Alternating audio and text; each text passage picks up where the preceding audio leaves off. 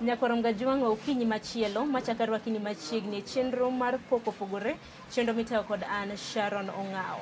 Okinyi ma kawuono mana ka pile chenro ma kama akelo ni kantiere kaunti mano ma Nairobi. Lweta ka antiere koda packagings moko. Oparona ni dwe manyien chieng' tarik 15 dwe mar auchiel mano mar higani piny ngima jahingo odiochieng' wuone kata mana Father's Day. Omiyo okinyi ma kawuono chenro mantiere godo bro miye ideas. Iwacho ni paro mopogore opogore ginero mabed nyalo nyiewo ne ng'at mawuoro mantiere e kit ngimani. Adhi bedo kamenyo pok mano mar loso mwandu mopogore opogore ka itiyo koda pien. Antiere duka mong'ere kaka Kiongozi Leather. Adhi bedo ka loso koda achiel kuom jogo eko mabende osebedo katiyo ka. Arwakni machiegni e chenro mar pok opogore. Kwachako mana ka pile joluo nyaka pakre. Nyisgi nyingi to jakanye. An iluonga ni Felix Omondi. Aja Siaya gweng' ma Sega lakini dala to Mahui Masiro. Felix boro Nairobi keti mang'ana senyisegi mana ni antiere duka mano mar pien. Nairobi kan go atimo tich mar loso gik moko kwatiyo kod pien. Ng'enyne en pien dhiang' to gik maloso ng'eny waloso wuoche, waloso bags, waloso msip bende, waloso nyaka gik ting'o passport, wallet, gik mopogre opogre. Bora ne en gima tiyo kod pien mar mijali dhiang' kanyo ibonwang'o kaka mane gima watiyo Nairobi ka. Ng'atelo penjo ni ohendni mantiere pacho ka thoth naumene niero mana ohala mano mar pien. Ohala mar pien ng'eyo ni pien en gima wanwang'o locally and then gimo bende ma unique gu pien is more of art chal kawer. Koro ng'ato nyalo miyi pien yes lakini koro artistry mari chande go dhi to konyi loso gimo maber manyadhi moro oganda, not in terms of music but then odhi interact kod yo moro ma lure kaka ilose, lure kod attachment mikete, ai kod pien be mwatiyo go. En pien moro madhi bet gi ng'ato for like 20 years, it's a lifetime of a thing. Koro idhi nwang'o joy tu mar mi ng'ato gimo madhi bet kode no. Awachacha ne en talent mara. Koro talent mari gimichumo gi chuny achiel ema noketa e field mar pien. Opogre matin kod biashara moro mopogo. Pinyiswa matut kotende kod ohala ni nichako karang'o nobedo nade masani koro ohala nitiere kar tiende. Tunachako higa mar 2020 diere mar tuo nowuok mar covid no. Koro nochuna donjo kane adwaro gik mopogre manya engage ma anya miya pesa to apoka alwari leather to ne chunyo dhi boyie tiyo mar tich mar leather. Koro kane wachako guoche lakini wuoche ne watiyo gu brand moro mne iluongo no Felix Fashion. Lakini koro Felix Fashion no tudre gi nyinga sana. Koro nanwang'o ka tudruok kod customer bedo shida. Koro bang'e koro wadhi bwa form mar Kiongozi Leather ni mondo koro ng'ata nya tiyo kode ma koro opogre kod nyinga to opogre kod tich matiyogo. Koro higa mar 2022 ka koro nwachako Kiongozi Leather no. To chako kanya nyawacho notero maber kod clients bende giyie kod tich. To Felix wuotho osebedo nade nikech ang'ene chako gi maintaining kata mana bedo ohala ok en gimoro mayot. Gin kare go kanene shida kod ng'at moro amora. Nitie diere moko mnami ng'ato taparo no dhi apologize ne jaode. Apa nitie shida moro no koro kana imiye man go ka jaode neno to wacho no oluonge ni Kiongozi, oluonge ni jatelo. Koro mano tu bang'e ubiro bonyisa ni bwana nikonya tieko koko mne nitie kinda jaoda go ni erokamano. Koro nyawacho gik moko osebedo kadhi maber.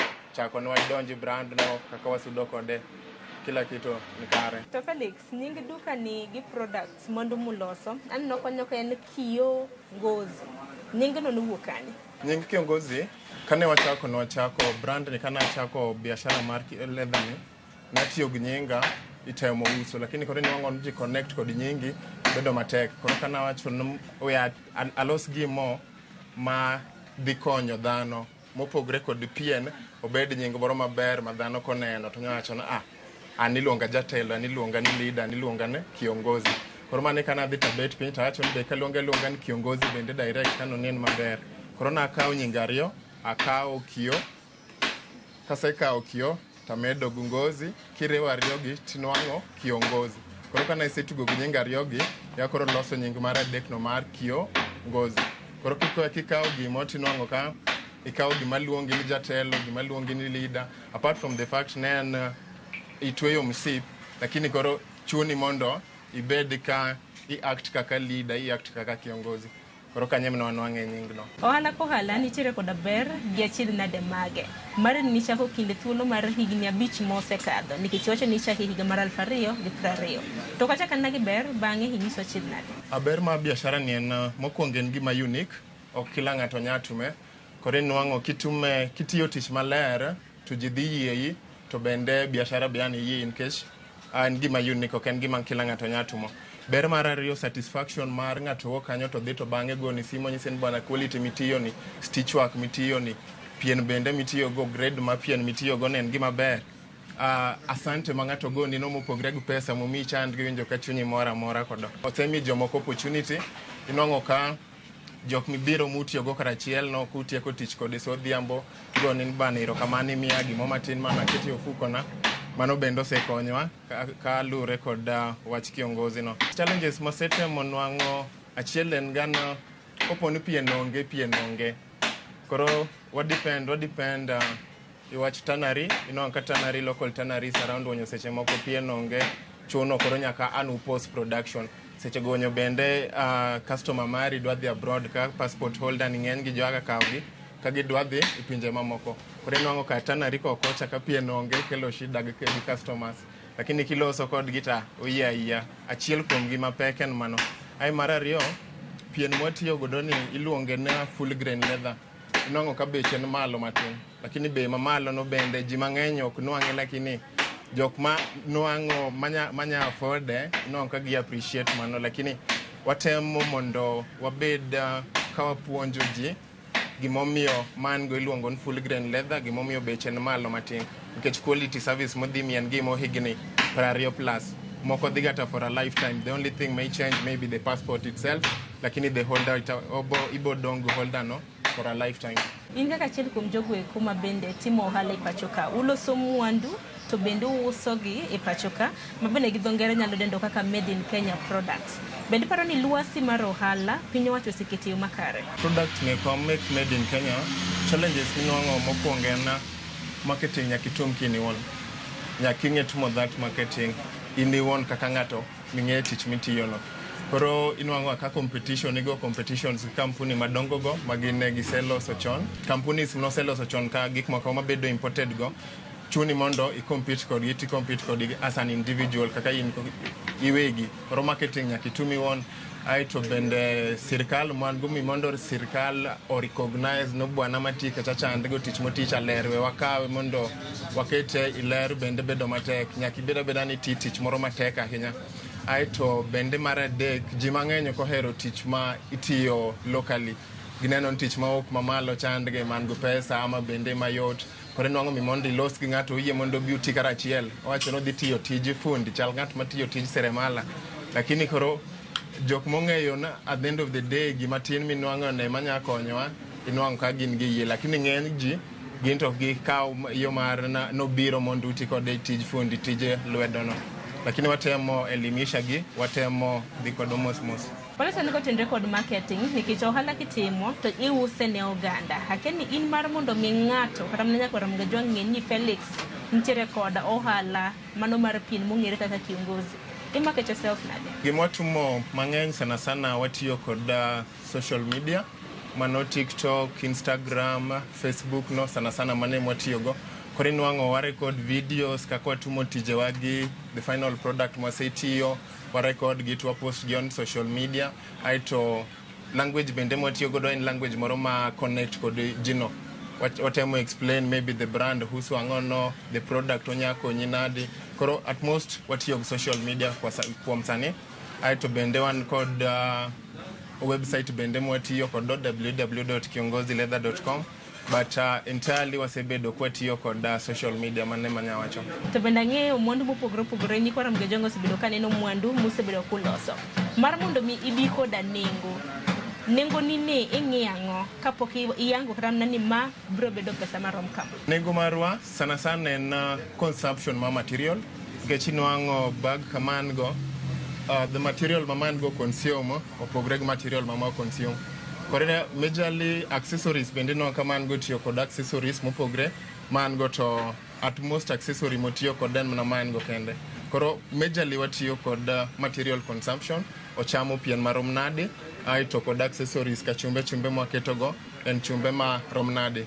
Majorly en kaka kanyo, ai kod maybe the stitch work, awachachan material sana, and then maybe the labor. Man go koko ponwa go nengo in terms of labor, cost ma man go dhibedo malo, mopogre kod man go tije yot, mopogre ma. Koro ka man go bechen malo matin, man go bechen piny matin.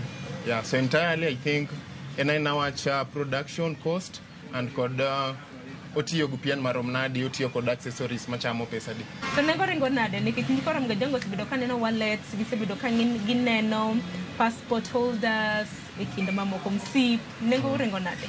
Bege bade do kantiere bathi kanyo. Nengo kaka man go mamaki lweta ni man go iluongo na Malkia Trilux. Inyalo ti kode didek. Koro nengo mar man ge na 15,700.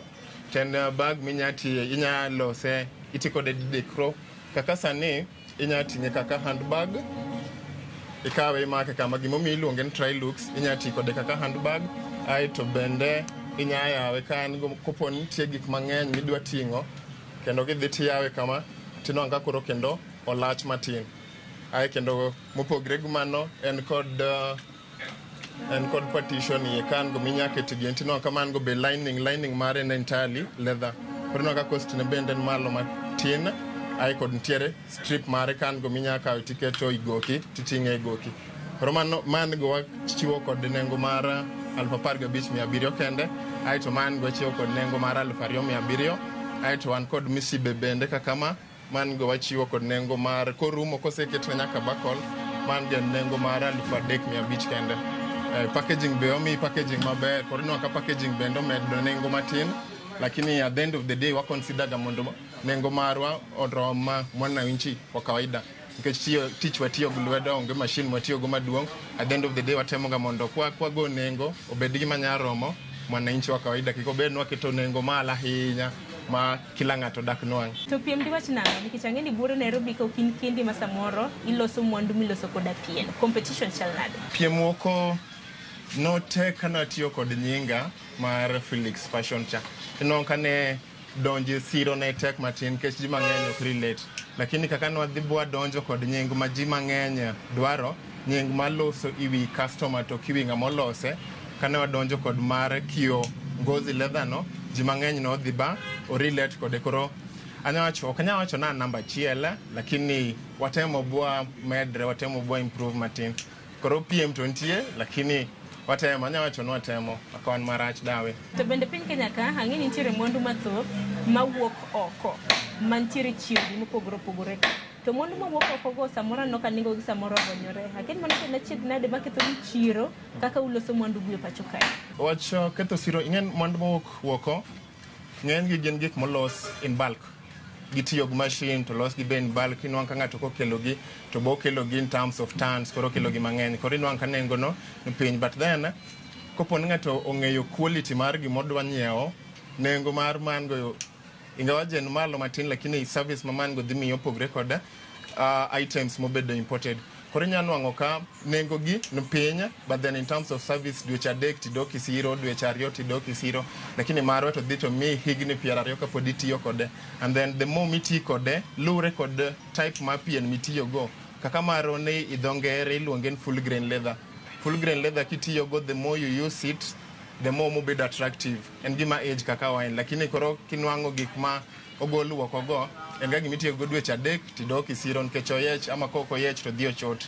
Koro anya wacho ni okokelnwa shida ahinya kopo ni ng'ato dwaro quality one way of better than mabedo imported go. Lakini koro ko en gima idwan mondo teri dweche adek tidogi siro, then the other alternative nyabedo kateri maber. Lakini ken gimi dwaro service, the investment mar man go pesa notin 2,700 to dhi bet kode for a lifetime.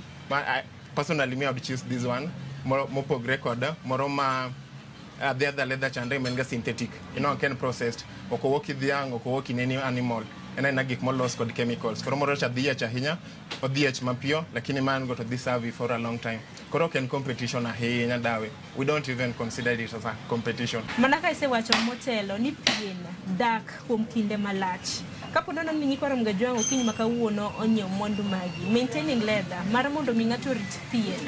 Irite yo machal nade? Pien mwatiyo go, ing'en pien tiere types mopogre. Koro man go tiluongo full grain leather, grade 1, ntie full grain, ntie top grain, ntie genuine. Koro genuine ma ji ong'ega ne en ga leather lakini mane the lowest grade mar leather. The best leather en ga full grain. Koro full grain maintenance mare ken ga tich mang'eny ahinya. Gimodwaro tu en an kopon pie makikiti kode pi mang'eny, iwipe with a damp cloth, and then maybe kopon mondo idon i-maintain nyilni mare chandego, the quality, tinya tiyo kod mafuta makawaida ni tu mar cherehani.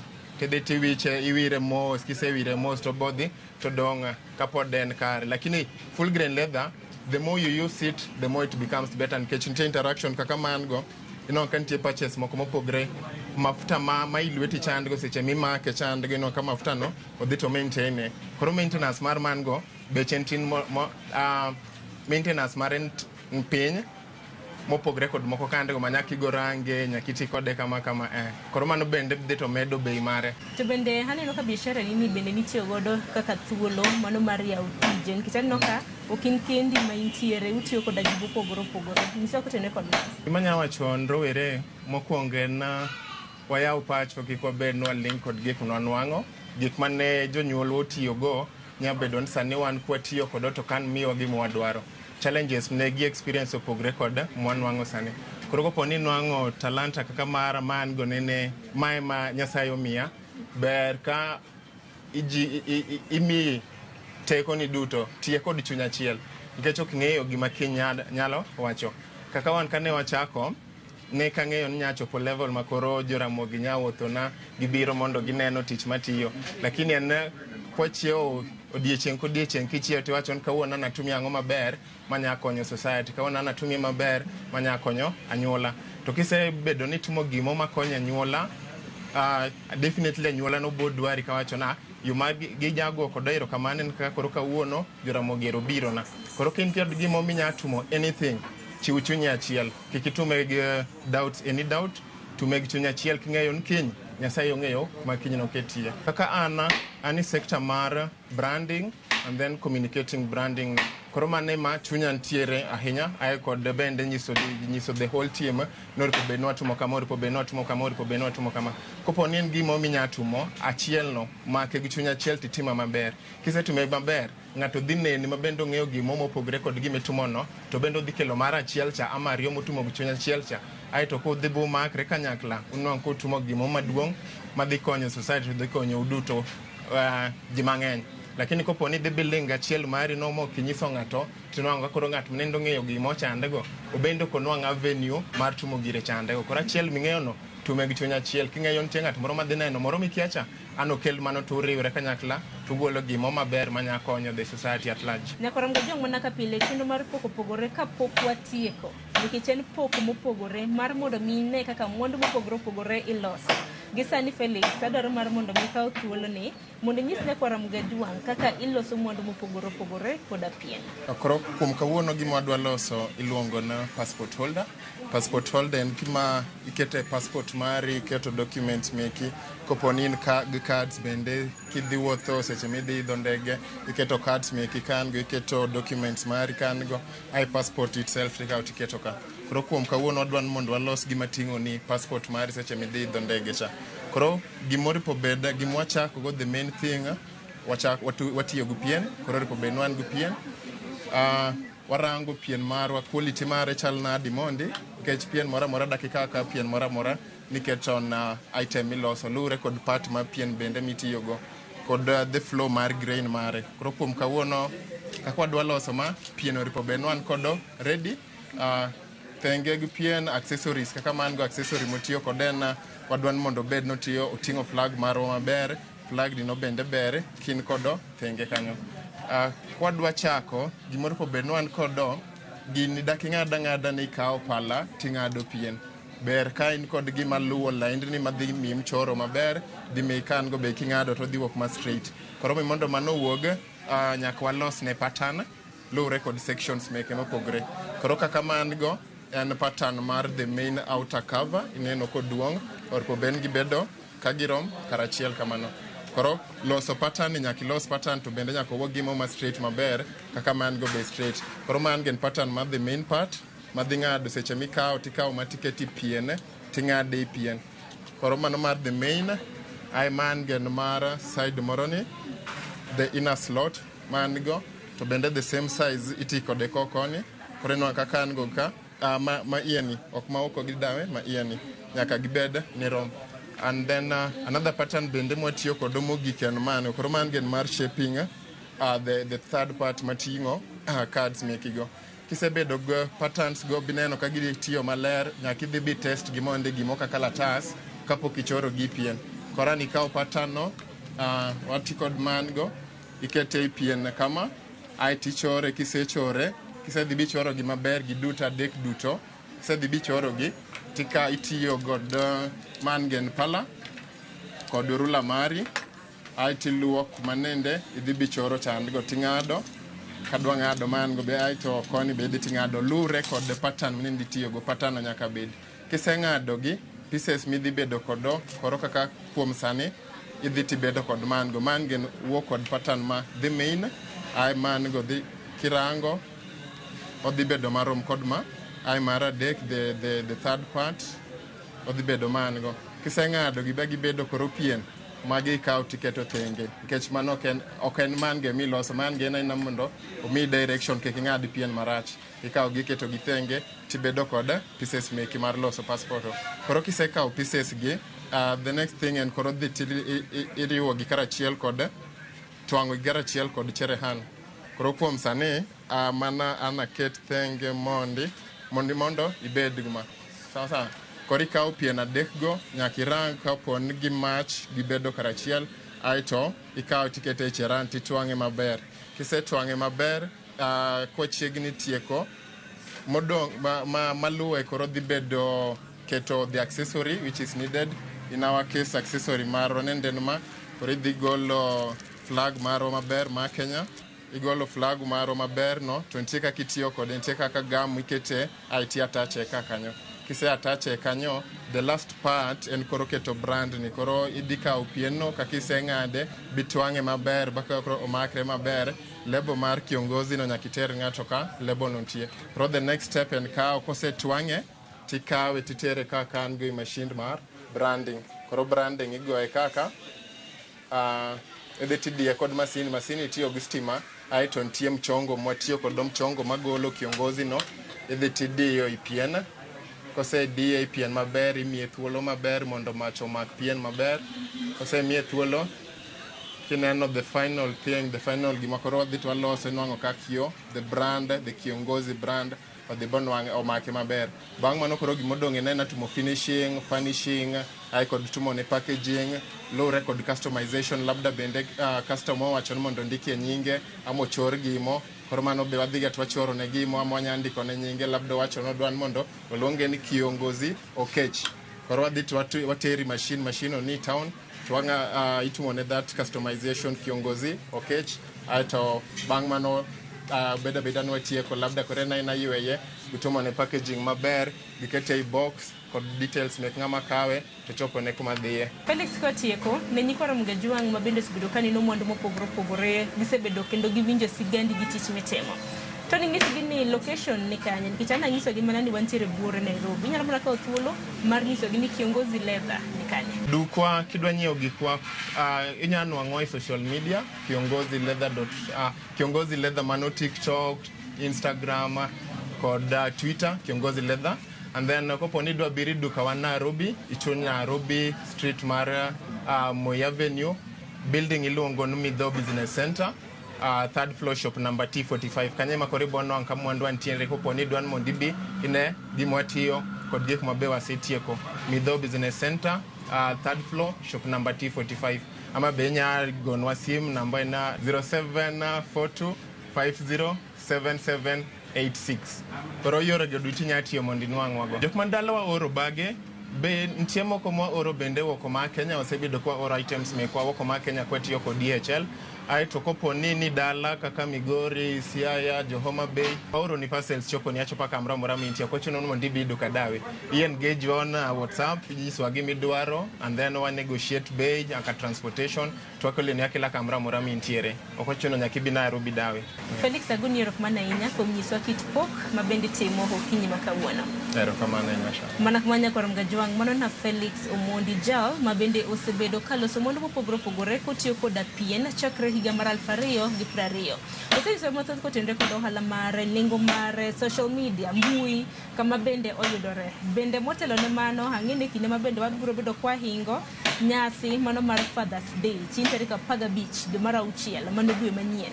Nyaka mnaka othuolo mar nyiewo ne wuonu obedo wadu nerani e kind joma moko mondo mopogore opogore neno kanyo choero wallets e kind mondo mamoko. Mane pok mabende nakilo ni okinyi makawuono geno mara nido puonja chilare adek otede kaka iloso mwandu e pacho kae. Orituru masani wanere kendo e kit pok mopogore juma mabiro. Sa en chakro sa News nyaka sa 3 mar okinyi chenro bende biro ni chieng' tich ang'wen mar juma ka juma. Nyinga Sharon Ong'ao, orituru masani.